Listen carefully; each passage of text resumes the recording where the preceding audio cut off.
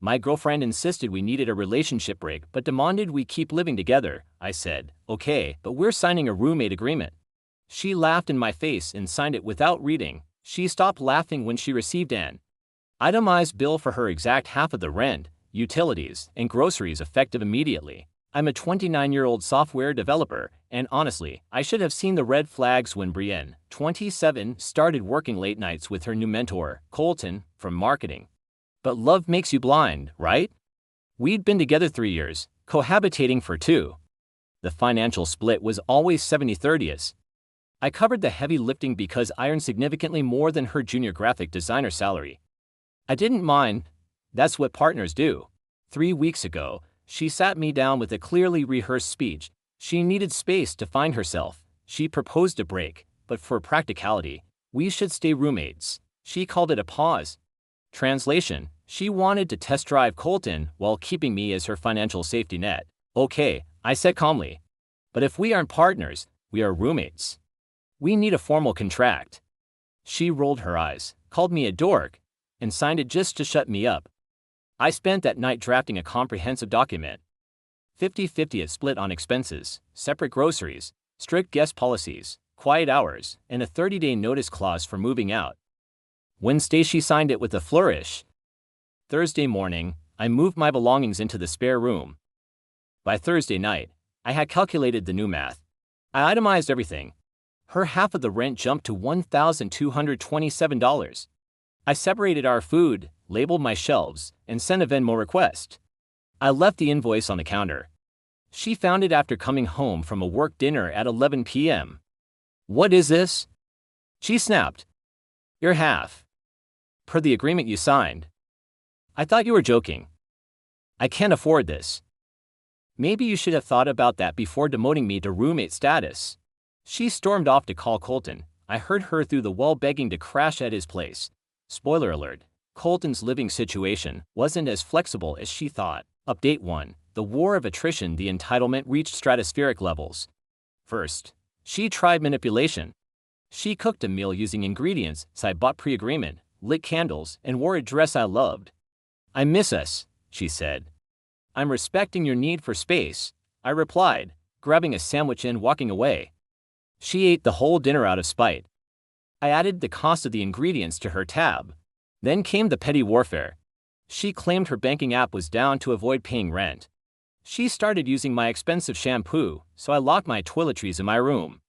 I pointed to section 3.2, personal items are separate. In retaliation, she invited Colton over constantly. They watched movies at max volume and left takeout boxes everywhere. I started documenting every single noise violation and mess. Then her mom called, accusing me of financial abuse because I wasn't supporting a woman who broke up with me. Friday changed everything. She had her friends over for wine. I was in my room, recording one-party consent state. They were trash-talking me, but then Brienne dropped a bomb, whatever. The lease renews in 3 weeks. I'll tell him I'm not resigning unless things go back to normal. He can't afford this place alone. He'll cave. She didn't know I'd been banking that extra 70% for months. I started apartment hunting immediately. Update 2. The eviction notice. I found a better place in the same neighborhood for $300 less. I put down the deposit Monday. Meanwhile, Brienne escalated. Colton was over every night, making noise intentionally. Tuesday, I handed her a formal letter, per our agreement, section 8.1. This is my 30-day notice. I am not renewing the lease. She barged into my room. You can't just leave. Where am I supposed to live? You could renew the lease solo, or ask Colton. She went pale. He has a lease. Not my problem. I'm moving to a place where I don't have to listen to my ex-girlfriend hook up with a co-worker. She had a meltdown. Later, I heard her screaming at Colton on the phone because he wouldn't let her move in. Apparently, his living situation was complicated. Then, her family got involved. Her dad and brother came over to intimidate me. You're going to leave a woman homeless. Her brother postured. She has a job in 20 days to find a place. She isn't homeless. You're supposed to protect her. Her dad yelled, I'm respecting her. Independence, I said. She wanted a break. She got one. They left, and Brienne posted a sob story on social media about her abusive ex. I responded by posting the signed roommate agreement and a screenshot of the 50-50 split clause. The internet took my side. But the real kicker? 3 people messaged me looking for a roommate. One of them was Colton's ex-girlfriend. Update 3. The plot twist messaged me, "Hey, saw you need a roommate." I need one too. My ex is dating someone new and I need him out. We met for coffee. Turns out, Colton and had been on a break for 2 months but were still living together. The timelines matched perfectly. While Colton was telling Brienne he lived alone, he was actually living with He'd been sending to her sister's place whenever Brienne came over. Wanted Colton out but couldn't afford her place alone. I needed a spot. We decided to team up. When Colton found out, he panicked. He met me at a bar and had the audacity to ask me not to move in with because Brienne would lose it. Not my problem, man. I'm just being practical. He called Brienne.